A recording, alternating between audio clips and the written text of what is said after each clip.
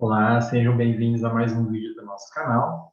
E hoje falaremos aí sobre um assunto um pouco mais estratégico da área contábil, mais voltado para a contabilidade gerencial, que é a análise das demonstrações contábeis. É claro que esse tema é muito amplo, tem uma série de perspectivas que nós podemos comentar. Então, hoje nós faremos uma introdução sobre a importância da análise qualitativa das demonstrações contábeis. É fato que para fazer análise de demonstrações contábeis a gente se baseia muito em índices, em análises focadas em verticais, horizontais, em vários índices gerenciais. Porém, o grande ponto que eu quero compartilhar nesse primeiro vídeo sobre o tema é que o mais importante de tudo é a gente não se basear somente na análise quantitativa, é nós focarmos sempre uma análise qualitativa, ou seja, tentarmos entender de fato o que aquele número nos proporciona, o que aquele índice específico nos proporciona, o que aquele índice quer dizer quando nós analisamos aí o conjunto das demonstrações. Então, é imprescindível para nós entendermos as demonstrações contábeis que sempre saibamos aí qual a origem de cada conta, por que aquela conta aumentou, diminuiu, qual é a contrapartida lógica, qual a operação que envolveu a movimentação de uma certa conta. E é isso que nós passaremos um pouco aqui nesse primeiro vídeo sobre o tema de estruturas e análise de demonstrações. Teremos outros vídeos sobre o tema, porque, como eu disse inicialmente, esse tema é inesgotável e sempre teremos grandes oportunidades para abordar isso. Para iniciarmos aqui o nosso bate-bola, vamos falar um pouquinho sobre as análises verticais e horizontais. Pode até parecer que elas são antigas, que elas não têm grande importância, porém, elas ainda são muito relevantes quando nós estamos analisando as demonstrações contábeis de uma empresa.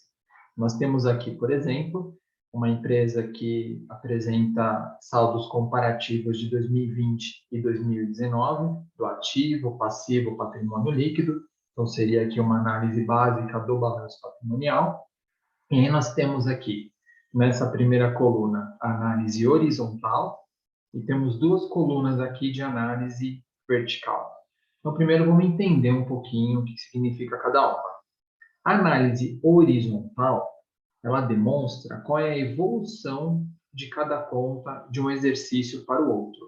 Então, por exemplo, eu quero entender qual foi a evolução de 2020 aqui para 2019, se houve aumento ou se não houve, da conta caixa e equivalentes de caixa, ou seja, o que a empresa tem aí de disponibilidades imediatas. Então, como é que a gente faz esse cálculo aqui, primeiramente? É muito simples, já para a gente ter a análise horizontal pronta, já sabendo se ela vai ser positiva ou negativa, basta a gente usar uma fórmula aqui muito simples, que é pegarmos sempre o ano mais recente, que no caso aqui seria 2020, dividirmos pelo mais antigo, menos 1 vezes 100. Então, como é que eu chego aqui em 60%? Nós formatamos aqui no Excel para ele dar o resultado em percentual, pegamos 160 mil dividido por 100 mil, ou seja, não é sempre o maior pelo menor, é sempre o mais recente para o mais antigo. 160 mil dividido por 100 mil, nós teremos menos 1, proporcionado aqui, configurado para a porcentagem, teremos que houve um aumento desta conta de 2020 para 2019 de 60%. E aqui já entra um pouquinho o conceito também de análise qualitativa ao invés de quantitativa. Se nós pensarmos nesse número, nossa, a empresa teve um aumento de 60% no seu caixa equivalente de caixa, que aumento expressivo. Realmente, agora vamos analisar de forma qualitativa. Esse número é expressivo, é um número que chama atenção, mas vejamos, já pegando um link na análise vertical, qual é a representatividade da conta caixa equivalente de caixa perante o total do ativo. Então, esse percentual aqui, se nós somarmos, chegaremos aqui a 100%. O que nós fizemos para chegar nessa análise vertical? Pegamos cada uma das contas que compõem aqui o ativo e dividimos pelo total, multiplicamos por 100. Ou configuramos aqui no Excel para trazer a resposta em percentual. Significa o quê? Que essa conta, caixa e equivalentes de caixa, que teve um crescimento expressivo de 60%, ela representa 8,51% de todo o ativo da empresa. Ou seja, vamos analisar de uma forma qualitativa. O aumento foi expressivo? Foi, de fato, foi expressivo. Porém, é uma conta que não tem grande representatividade dentro do ativo da empresa. E o que é até lógico, né? Se nós partirmos ainda para esse escopo de análise qualitativa, é natural que uma empresa não tenha tantos recursos disponíveis imediatamente no seu caixa, nos seus equivalentes de caixa. Lembrando que, com base nas IFRS, nós classificamos como caixa e equivalentes de caixa o saldo que a empresa tem, que é o famoso caixinha, as contas correntes bancárias e todas as aplicações financeiras que tenham liquidez imediata, ou seja, aquelas que são resgatáveis e que a empresa tem, por metodologia, resgatar aí aproximadamente a cada 90 dias. Então, esse seria o principal escopo que nós temos aqui relacionado ao que é classificado como caixa e equivalente de caixa. Então, esse é um ponto importante para nós entendermos. E aqui aplicamos exatamente a análise vertical e horizontal para todas as contas do ativo, do passivo, do patrimônio líquido, para nós termos uma visão gerencial dessas demonstrações. E aí vejam como é interessante nós fazermos análise vertical e horizontal, mesmo ressaltando que elas, sem serem agrupadas, sem serem analisadas com outros índices, elas podem não nos trazer todas as respostas que nós desejamos.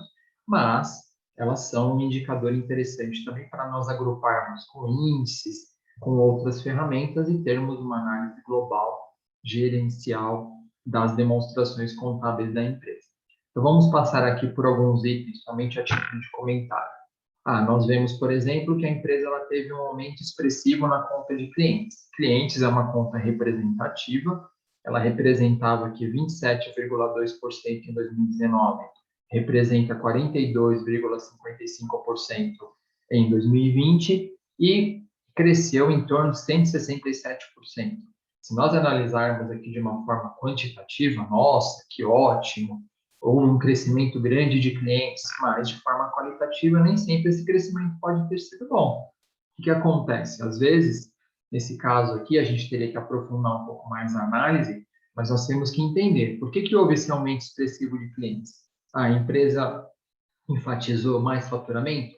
Ótimo. É sempre bom faturar. Agora, nem sempre faturamento é sinônimo de lucro, nem sempre faturamento é sinônimo de caixa.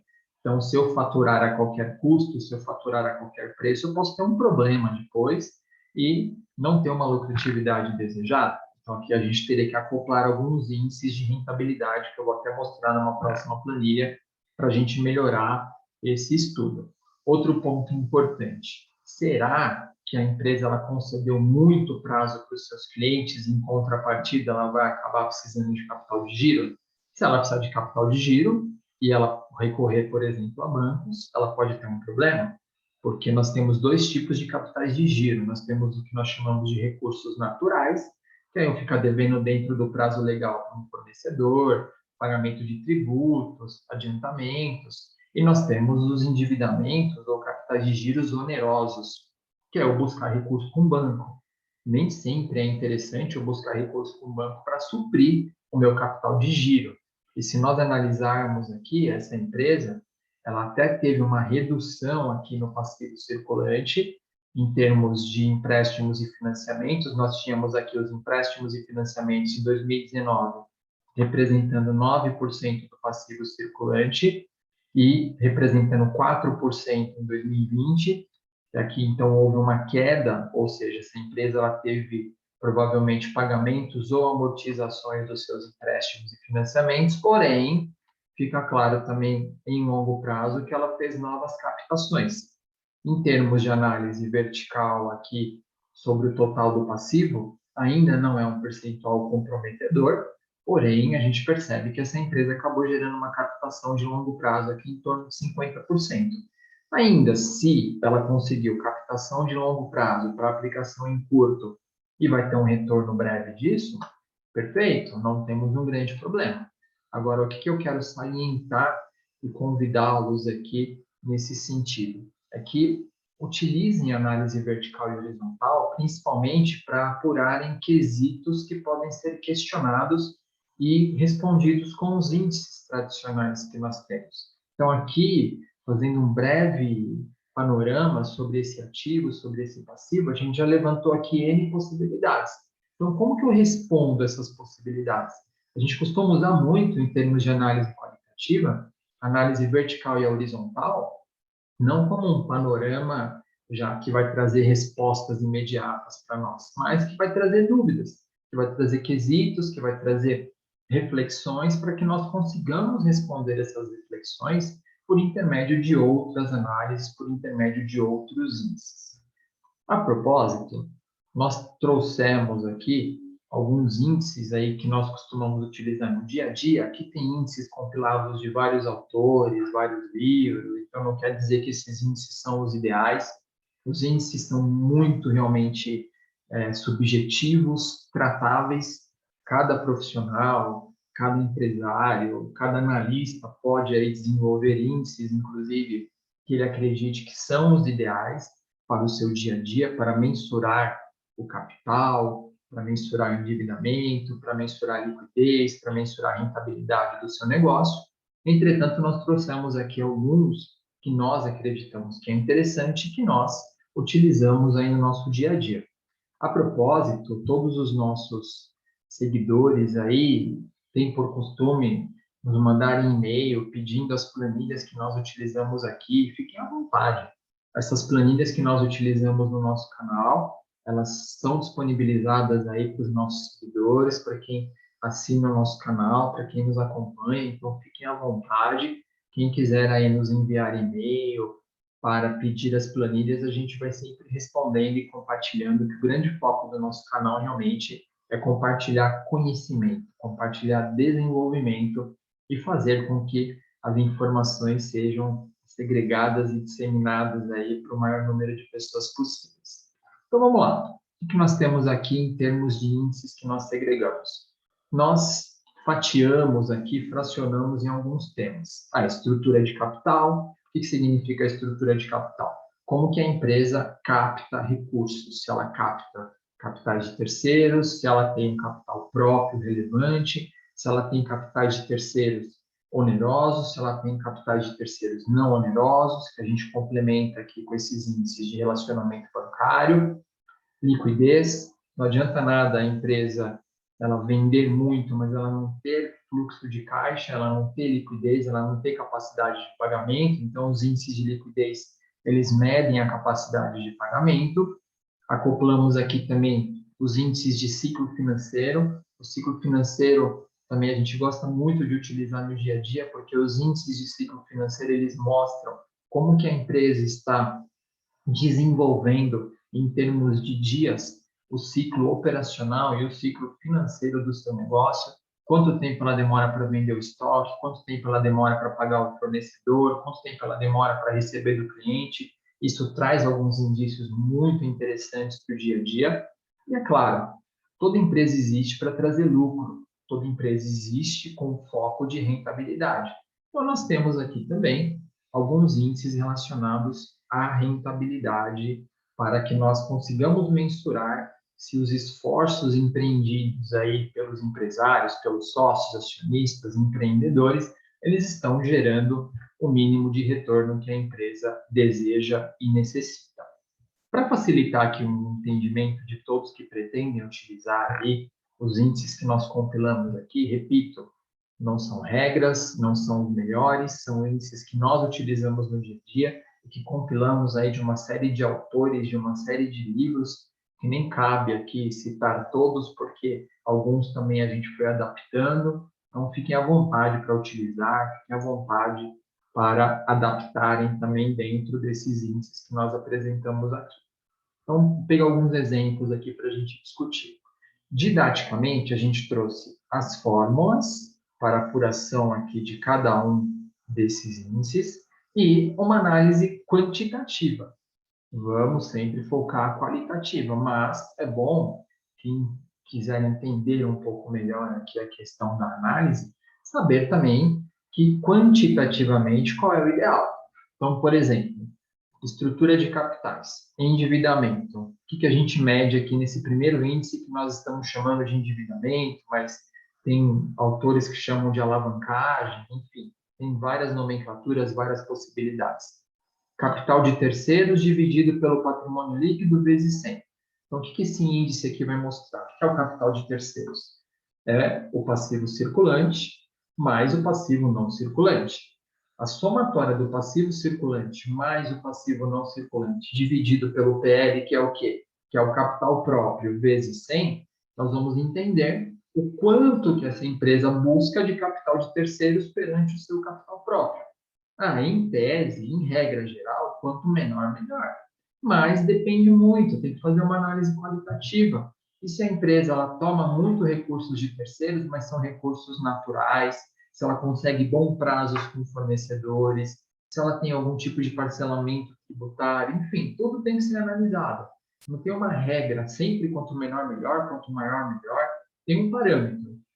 O parâmetro, em tese, é quanto menos eu dever para terceiros, melhor. Só que isso pode ser totalmente equivocado, porque se eu tenho um endividamento saudável com terceiros, se eu não pago juros, se eu consigo ótimos prazos, se eu estou usufruindo de todos os prazos que eu tenho para otimizar o meu capital de giro, então esse índice pode ser até grande. E às vezes também a empresa ela tem um PL achatado porque ela distribui muito lucro aos sócios, porque ela não tem uma característica e nem uma necessidade de capitalizar, de manter um patrimônio líquido alto. Então, por isso, cuidado, sempre vou defender a análise qualitativa perante a análise quantitativa. Aí vamos pular um pouquinho aqui, por exemplo, para liquidez corrente, que é um índice bastante importante. Liquidez corrente, vou mensurar o ativo circulante, ou seja, os bens e direitos de curto prazo, versus o passivo circulante, as obrigações de curto prazo. E aí eu vou ter uma resposta em índice. Por exemplo, a gente mediu aqui e deu 0,50. O que significa isso? Significa que para cada R$ 1 que a empresa deve em curto prazo, ela tem 50 centavos para pagar. Bom, isso é um pouquinho complicado. Significa que provavelmente ela vai precisar de capital de giro, porque se ela não tem o suficiente para pagar as demandas de curto prazo, isso pode ser realmente prejudicial. Então, o que seria o ideal para a empresa ter pelo menos uma capacidade financeira, não uma folga financeira? A gente parte da premissa que, se esse índice for pelo menos de R$ 1, essa empresa ela tem o mínimo de capacidade financeira. Se esse índice for abaixo de R$ 1, a empresa não está com capacidade financeira e provavelmente vai ter que recorrer a capital de giro de terceiros, seja recursos naturais, seja recursos onerosos. E, em tese, se esse índice está acima de 1, significa que a empresa ela tem uma certa folga financeira. Então, se esse índice dá 1,20, em tese, significa que, para cada R$ 1 que ela deve, ela tem 1,20.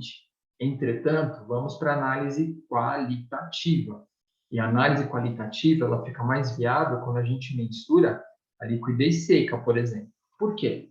A liquidez corrente ela pode distorcer. Eu pego todo o meu ativo circulante dividido por todo o meu passivo circulante. Aí tá.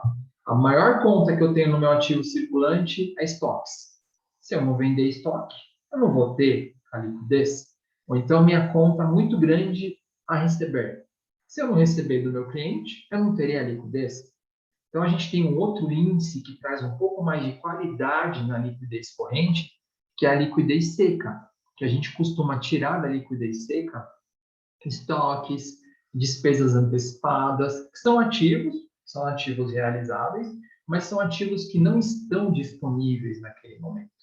E tem também um índice que é extremamente conservador, que é até difícil ele ficar acima de 1, dependendo do ciclo da empresa, dependendo de como a empresa atua, que é a liquidez imediata. Tudo que eu tenho no caixa é equivalente de caixa dividido pelo passivo circulante. Para eu ter uma ideia, se eu tivesse que quitar tudo hoje, como que eu tenho no caixa? Eu tenho recurso? Quanto faltaria? Qual seria a minha necessidade de capital de giro? Então, temos algumas opções aqui interessantes para nós analisarmos aí no nosso dia a dia. O ciclo financeiro, eu vou dar um exemplo prático aqui daqui a pouquinho, então vamos pular inicialmente. E a rentabilidade, né? Todas as empresas querem ser rentáveis, buscam ser rentáveis, e aí nós temos algumas perspectivas aqui de rentabilidade. O giro do ativo, quantas vezes o meu ativo se renovou perante o resultado gerado, a média aí de rentabilidade das vendas, aí a gente tem várias possibilidades. Posso ter margem líquida, margem bruta, margem operacional, então a gente consegue extrair várias margens, várias perspectivas de rentabilidade dentro do cenário da demonstração de resultados.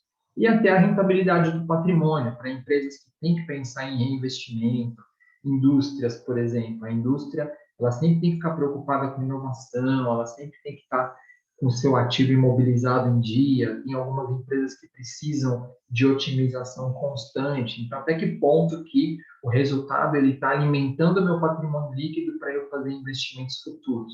É uma forma interessante também da gente mensurar. Ou seja, de forma bem global, esses são índices que medem uma série de informações. Repito, fico à vontade aí para compartilhar essa planilha com vocês e para a gente dissecar aqui umas análises um pouco mais globais e fundamentadas nos próximos vídeos aí no nosso canal. Para a gente entender um cenário qualitativo, vamos pegar esse grupinho aqui, que é um grupinho bastante interessante, que às vezes os profissionais não conseguem interpretar da forma correta, que é o ciclo financeiro. Então, vamos criar um exemplo aqui para a gente compartilhar. Uma empresa comercial que atua no varejo. Aí nós vamos mapear aqui os 3 índices dela. Então, PMRV, prazo médio de recebimento das vendas. Nós vamos mapear quanto tempo que essa empresa demora para receber dos seus clientes após o momento que ela vende. Prazo médio de pagamento de compras, quanto tempo que ela tem aí para pagar o seu fornecedor. Prazo médio de renovação ou rotatividade dos seus estoques. Quanto tempo ela demora para girar os seus estoques. Importante mencionar que aqui nas fórmulas eu incluí sempre vezes 360, levando em consideração uma análise anual. Luciano, mas eu quero fazer uma análise mensal, vezes 30. Quero fazer uma análise trimestral, vezes 90. E assim por diante. Fiquem atentos, senão vai distorcer aí o índice que vocês utilizarão. Bom, aqui nós temos um exemplo hipotético de que a empresa ela está com prazo médio de recebimento de venda de 30 dias, um prazo médio de pagamento de compra de 35 e um prazo médio de renovação dos seus estoques de 20. Se nós olharmos aqui de uma forma quantitativa, sem focarmos muito na análise de qualidade dessa informação, o que nós temos? Bom, até o que o mercado um pouco prega. Se eu tiver um prazo médio de pagamento de compras superior ao prazo médio de recebimento de vendas, isso é bom. Será?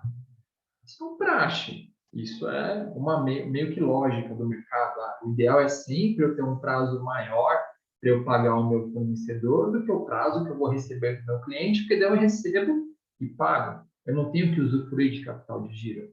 Agora, a gente não pode esquecer que eu tenho um período aqui de venda dos estoques. Então, coloquei aqui numa linha do tempo para a gente entender melhor e não ter uma distorção desse conceito. Vamos partir da premissa aqui que o ciclo natural de um comércio é comprar os produtos, depois ele vende, em algum momento ele vai pagar por esses produtos e ele vai receber do seu cliente. Então, partindo da premissa aqui que a data 0 ou data 1 ele está comprando os produtos, o que a gente tem que analisar? Quanto tempo que ele demora para girar os seus estoques? 20 dias. Então, comprei o estoque aqui no dia 0, eu vou conseguir vender esse estoque no dia 20. Ok? Perfeito. Após a venda, eu demoro 30 dias para receber. Então, olha como distorce se eu medir 30 versus 35. Por quê? 30 versus 35, eu não estou considerando o tempo que eu tenho para vender. Então, na verdade, para eu saber quando eu vou receber do cliente, eu tenho que mapear a data que eu vendi e somar os 30 dias, que é o meu prazo de recebimento de vendas. Ou seja, a partir do dia 20, que é quando eu vendo os meus produtos, aí eu tenho mais 30 dias para receber. Ou seja, eu recebo no dia 50. Entretanto, eu pago em que momento? Eu pago 35 dias após o ato da compra. Opa, então 0 mais 35, eu vou pagar para o meu fornecedor no dia 35. O que vai acontecer aqui nesse caso? Eu vou precisar 15 dias de capital de giro. Ou seja, qual é o meu ciclo operacional? Quando que eu giro toda a minha operação? Eu giro toda a minha operação em 50 dias. E nesses 50 dias que eu demoro para girar toda a minha operação, o que que é girar a operação? Comprar, vender, pagar, receber. Fiz todo o meu ciclo operacional. Durante 15 dias, pelo menos, eu fico sem dinheiro. Então, eu tenho um ciclo financeiro aqui de 15 dias. Ou seja, a gente percebeu que esse índice não está tão adequado. Uma empresa com esse panorama aqui vai precisar, sim, de capital de giro, vai precisar buscar fontes de recursos. Então, vejam como é interessante a análise qualitativa.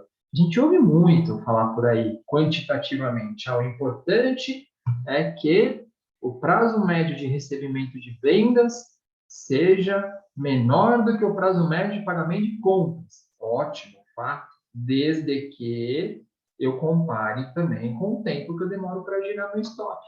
Então, vejam, inicialmente a gente poderia bater o olho nesses números aqui quantitativamente, sem fazer uma análise qualitativa, e achar que tá bacana o número, ó, temos 5 dias aqui de folga. Então, o que mostrava 5 dias de folga erroneamente, na verdade, representa 15 dias de falta de caixa. 15 dias de necessidade de capital de giro. Então, meus caros, nesse exemplo breve aqui, eu quis compartilhar um pouco mais com vocês aí sobre a importância da, primeiro, a gente desenvolver demonstrações contábeis, segundo, a gente analisar as demonstrações contábeis e terceiro, analisar de forma estruturada, analisar de forma estratégica, analisar de forma qualitativa e não simplesmente o que a gente brinca de análise de elevador, análise subiu, desceu, desceu, subiu. Não, isso aí é uma análise quantitativa que pode nos trair. Então, espero que com esse simples exemplo aqui a gente tenha conseguido compartilhar um pouquinho do que nós temos que mapear no dia a dia.